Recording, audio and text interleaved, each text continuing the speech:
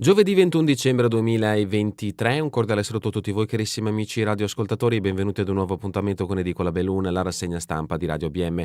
Un saluto anche a chi ci sta guardando in diretta dalla pagina Facebook di Radio ABM e dal canale YouTube dell'Associazione Bellunesi nel Mondo. Dai nostri studi in via Cavour 3 a Belluno, Marco Crepas vi accompagnerà nella lettura dei quotidiani dedicati alla provincia di Belluno. Diamo quindi subito uno sguardo ai titoli presenti sulle prime pagine. Incominciamo con quella del Corriere delle Alpi. La notizia in primo piano si apre con un aggiornamento in merito al femminicidio avvenuto a Riese Pio X. Siamo in provincia di Treviso, Veneto. La procura su Vanessa, minacce sottovalutate. Fandai aveva già fatto irruzione in casa, molti elementi che confermano la premeditazione. Il femminicidio di Riese Pio X dopo l'arresto dell'assassino, polemica sulla mancata adozione delle procedure a tutela della donna. Effettivamente una sottovalutazione del caso c'è stata, ma non c'erano francamente i presupposti per chiedere l'emissione di una misura cautelare in carcere per il presunto assassino di Vanessa Ballan. Il capo della Procura di Treviso, Marco Martani, risponde così all'interrogativo che tutti si sono posti all'indomani dell'assassinio di Riese Pio X, costato la vita a Vanessa Ballan, 27 anni, mamma di un bimbo di 4 anni e incinta di un secondo. L'approfondimento da pagina 2 a pagina 5. Ma si parla ancora di violenze sulle donne, in questo caso una notizia che ci porta anche in provincia di Belluno. Belluno, la richiesta del PM, le difese violenze inventate. È stato stupro di gruppo, date 8 anni ai calciatori. Procure e difese si fronteggiano al processo per violenza sessuale di gruppo a carico di 3 calciatori accusati di aver approfittato di una ragazza alterata da alcol e medicine durante una festa di Ferragosto nel 2020. Il PM chiede 8 anni di carcere a testa. Gli avvocati sostengono che la ragazza abbia inventato tutto. L'approfondimento di Contento a pagina 17. Sempre dal bellunese il nuovo comandante Vigili del Fuoco, cambio al vertice Carretto Belluno realtà sfidante. Matteo Carretto arriva da Pordenone e il suo mandato mette nel mirino le Olimpiadi invernali. Il saluto di Del Gallo, l'approfondimento a pagina 18. E ancora rifiuti strappo di Bellunum sull'impianto per l'umido, la mossa della società di Belluno e Feltre crea ulteriori problemi alla vendita dell'azienda della provincia di Belluno. L'approfondimento di Alessia Forzini a pagina 19.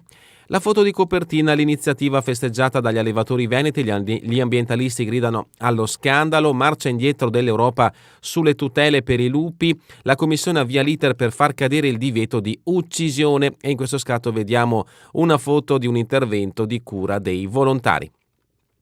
Il presidente è stato in carica per 23 anni, altro richiamo dalla prima pagina, superstiti del Vajont, Migotti lascia, storico passaggio di testimone nell'associazione dei superstiti Vajont, il futuro della memoria. Dopo ben 23 anni il presidente Renato Migotti, storico riferimento della comunità superstite, ha deciso di fare un passo di lato a favore dei giovani. Nuova guida del sodalizio infatti Michele Giacomelle, quarantenne docente di materie letterarie alle scuole superiori che da tanti anni collabora con l'associazione. L'approfondimento di De Col a pagina 27. Questa dunque è la prima pagina del Corriere delle Alpi. Passiamo adesso alla prima pagina del Gazzettino di Belluno. In questo caso la notizia messa in primo piano, una buona notizia per quanto riguarda il territorio bellunese, export l'anno d'oro dell'occhialeria.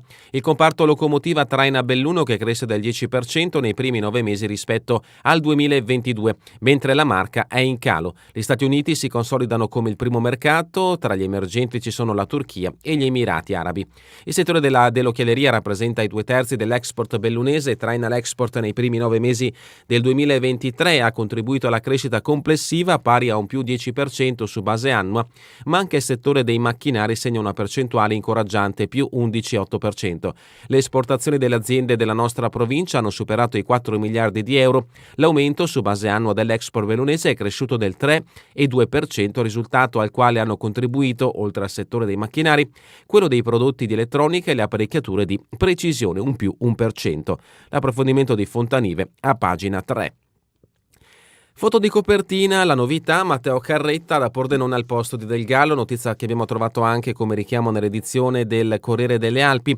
Valbelluna, ex lavoratori a CC Wambau in 63 ai corsi per ricollocarsi.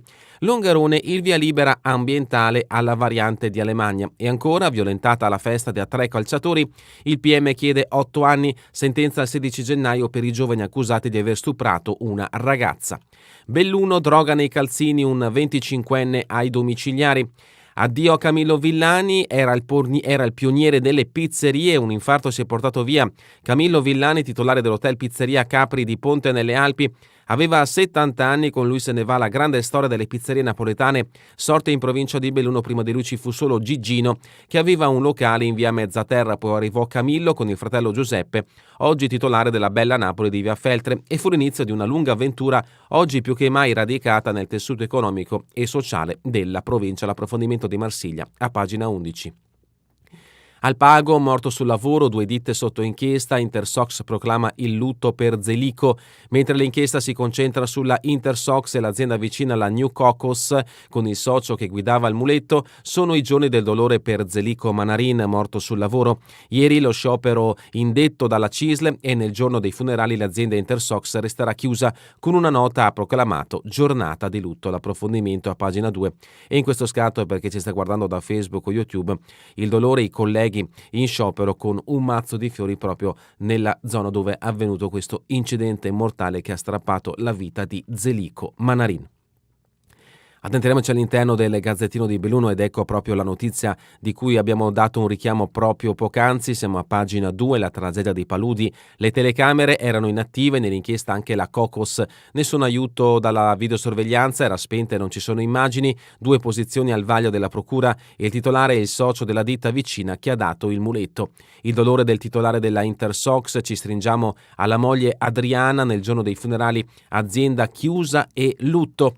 E la manifestazione che si è svolta nella giornata di ieri, presidio di 35 colleghi per Zelico, dobbiamo evitare che si ripeta. Sentito ma non molto partecipato lo sciopero di 8 ore che FEMCA, CISL e le relative RSU avevano indetto ieri davanti ai cancelli della Intersox, l'azienda per la quale lavorava Zelico Manarin, il 57enne dipendente italo-croato residente a Paiane di Ponte nelle Alpi, deceduto tragicamente nella giornata di lunedì. Vediamo appunto un primo piano della vittima. Zelico Manarin aveva 57 anni, ieri il ricordo.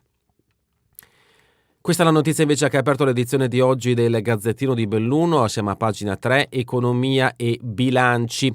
Export un anno d'oro, l'occhialeria traina tutti. Nei primi 9 mesi in crescita del 10% le esportazioni rispetto al 2022 grazie al settore locomotiva con 3 miliardi, mentre Treviso segna un calo dell'1,3.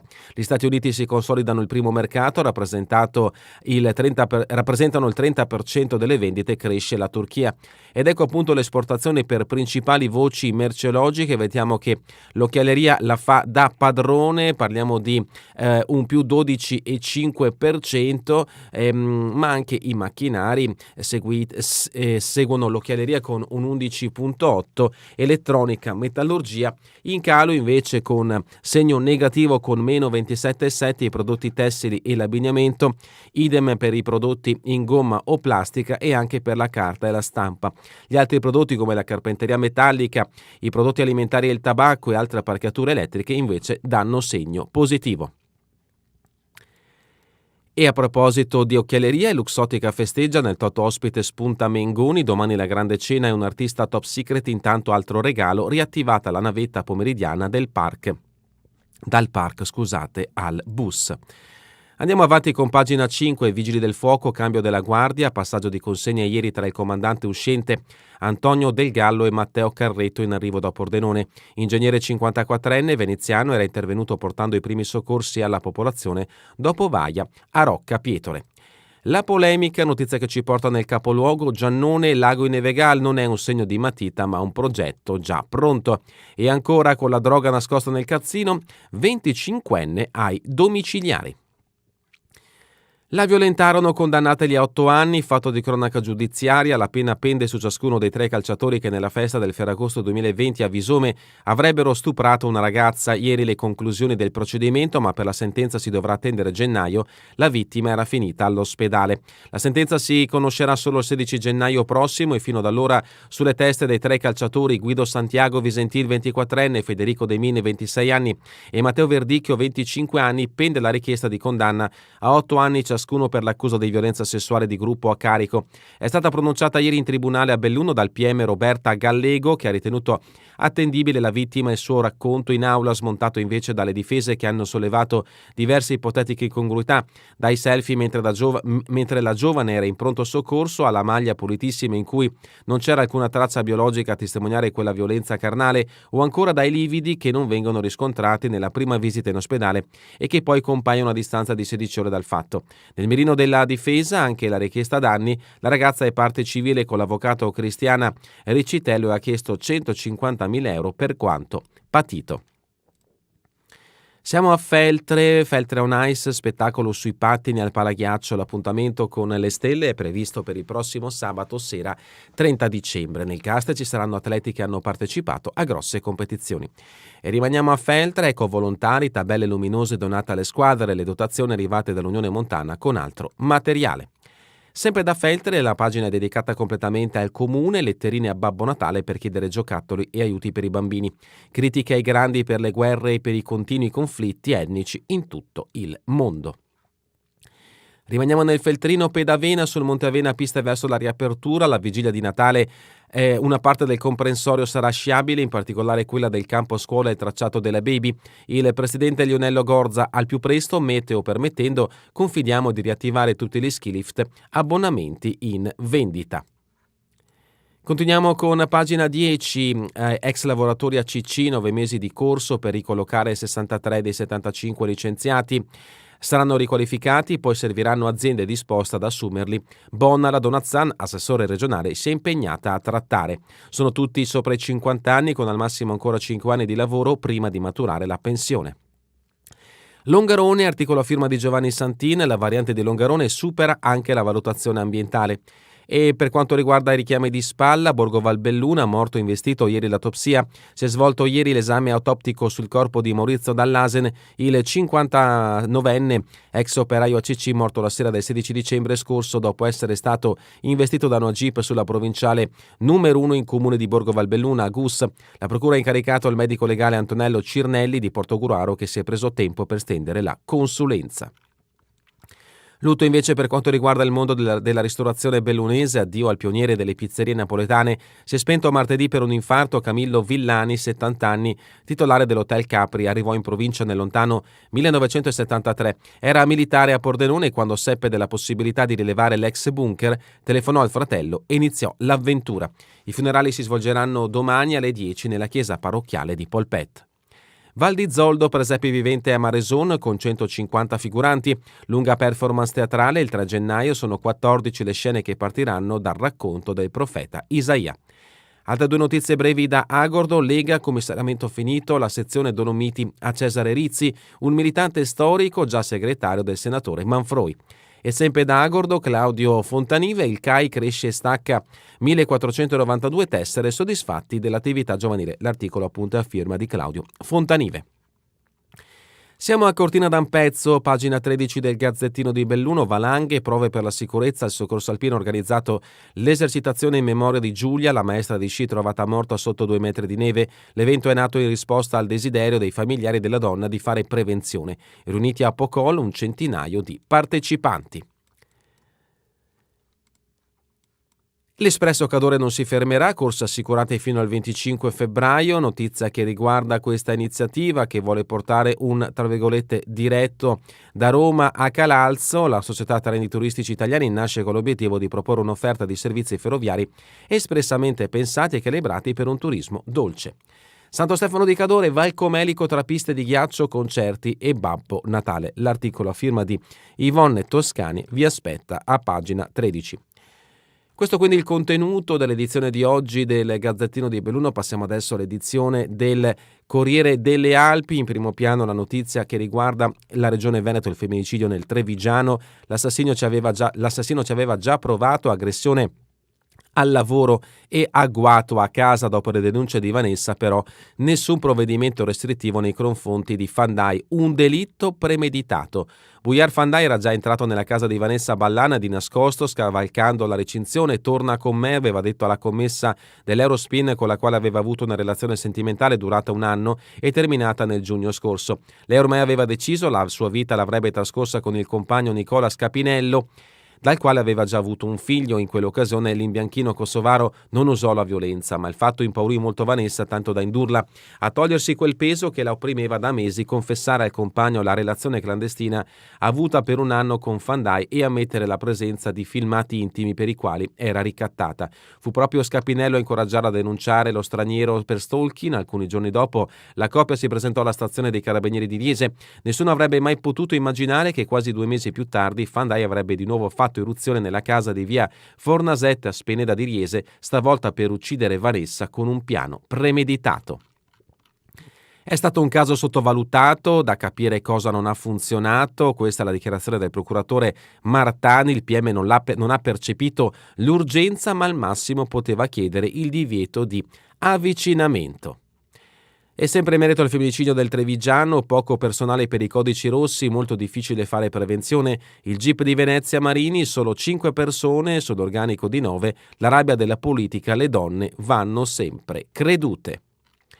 Dopo la denuncia per stalking, il PM può chiedere subito il divieto di avvicinamento o anche l'arresto. L'avvocata Angelica Giancola spiega in punto di diritto quale meccanismo va attivato. La vittima va subito informata dell'esistenza dei centri antiviolenza e del numero 1522.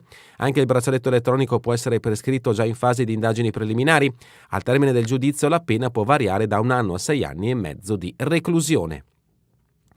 Continuiamo con le notizie che riguardano la provincia di Belluno. Andiamo quindi a pagina 17, il processo, violenza di gruppo, il PM chiede 8 anni, ma per le difese è una storia inventata, notizia di cui abbiamo già letto il fatto nell'edizione del Gazzettino di Belluno. Continuiamo quindi con altre notizie che invece troviamo in questa edizione del Corriere delle Alpi. Dolomiti Ambiente, Bellunum strappa la destinazione dell'umido, va a gara. L'impianto del Maserotto non è più dato per scontato, l'operazione scombina i valori per la vendita della società provinciale. Impianti sportivi, Bocce Club senza una sede fissa, il comune cerca una soluzione. E ancora l'accusa, Giannone sugli asfalti, solo grosse promesse. Notizie quindi che interessano il capoluogo bellunese, come quest'altra notizia, Park Selvaggio al Duomo, Noro attacca il comune.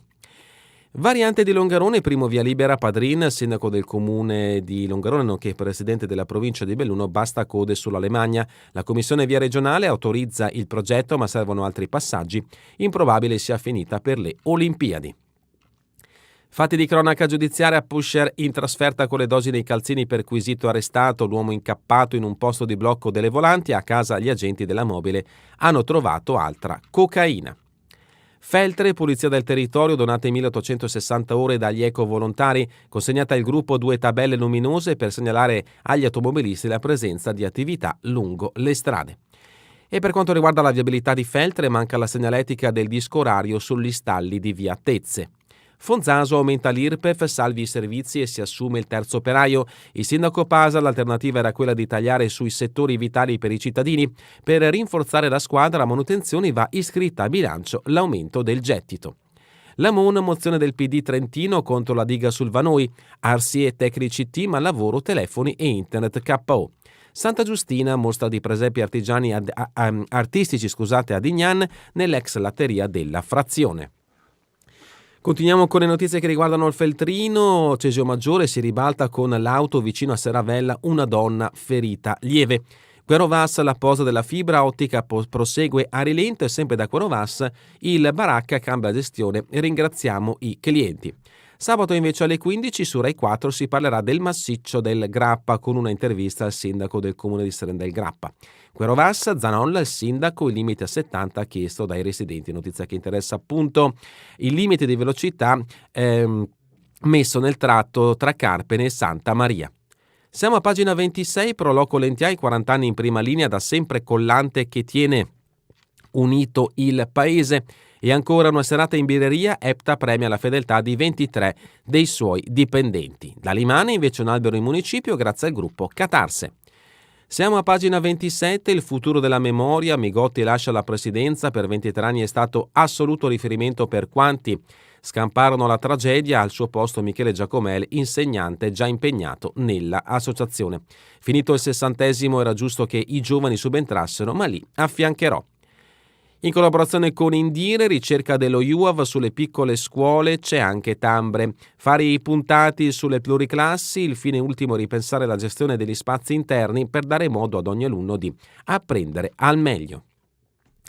Anche il Corriere delle Alpi dedica spazio alla morte di Zelico avvenuta in un'azienda dell'Alpago, lavoratori in presidio per Zelico, critiche alla dirigenza assente, protesta davanti alla Intersoc dove lunedì ha perso la vita l'operaio di 57 anni, l'azienda siamo addolorati, fermeremo tutta l'attività per i funerali.